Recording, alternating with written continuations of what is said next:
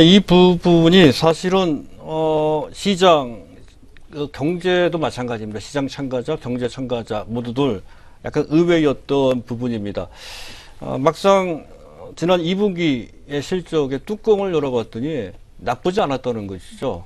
알려져 있다시피 현재 분기 사상 상장사 기준입니다. 상장사 기준 분기 사상 사상 최대치 실적을 냈다는 건데요. 2분기까지는 이례적인 유인 기타 등등 이유로 그렇다 치더라도 3분기는 어떻게 될 것이냐라고 하는 의문점이 좀 들었다는 건데요. 지금 자료에 의하면 3분기 실적 전망 또한 나쁘지 않을 것으로 추정 전망된다는 거죠. 사상 최고치 분기 실적세를 지속할 것이다.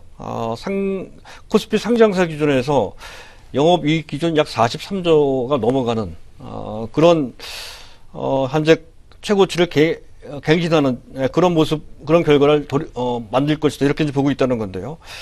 여기서 우리가 주목해야 하는 것은 과연 그랬을 때 어떤 업종이 그런 좋은 실적을 내고 있느냐에 대한 판단이겠습니다. 역시 자료에 의하면 가장 두드러진 분야는 통신 분야고요. 또 두 번째 철강, 실적 전망치가 상향 조정되는 분야입니다. 실적 전망치가 상향되는 조정 분야를 업종 순서대로 그 상향 조정되는 정도의 순서대로 나열을 하면 이렇습니다. 통신이 가장 크고요. 거의 30% 가깝게 상향 조정되고 있는 상태. 생각보다 통신 쪽의 실적이 좋아지고 있다.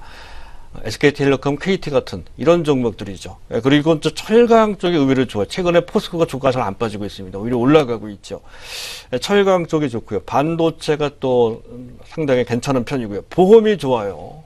보험 같은 경우. 그리고 증권이 최근에 조금씩 좋아지고 있는, 지난 분기 때는 안 좋았죠. 이제 하지만 3분기 때부터는 좋아진다는 거고요. 화학도 생각보다 나쁘지 않습니다. 그리고 은행이 탄탄하게 좋아지고 있는 그런 상태이고요. 건강 관리가 좋다는 건 여기서 건강 관리는 제약 부분을 뺀 현재 의료기기 부분 내지 건강식품 부분이라고 이제 보시면 되겠습니다. 이쪽 건강 관리 부분도 나쁘지 않고요.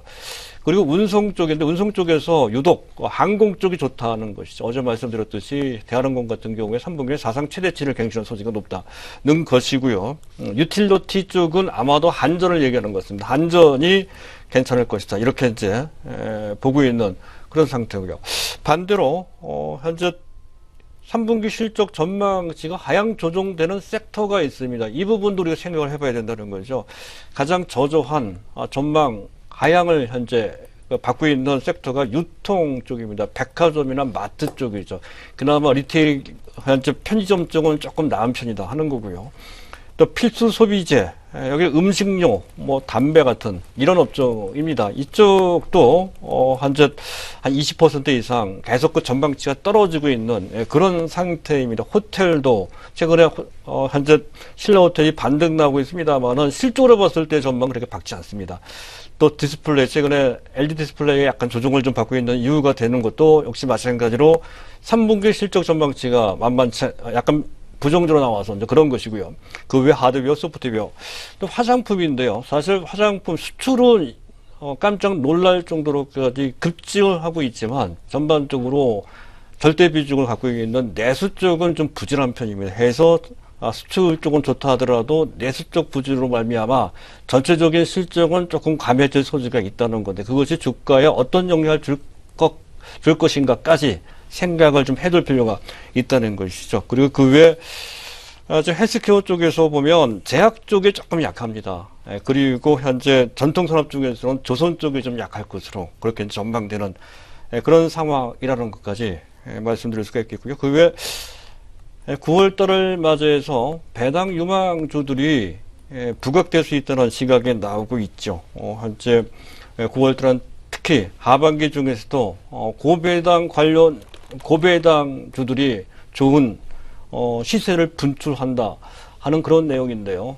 현재 9월달에 과거 10년치 평균 수익률은 현재 코스피 200 고배당 지수를 기준으로 해서 봤을 때 그 시세 차익은 약 2% 정도 된다는 건데 사실 큰 폭은 아니죠. 어쨌든 그 시세 차익을 노리기보다는 실제 배당을 노리는 게 더 낫지 않을까 싶을 그런 생각인데 어쨌든 실제로도 현재 그 평균 수익률이 나쁘지 않다는 것이고 또 현재 배당 수익률도 평균으로 봤을 때 1.9% 정도 되는데요.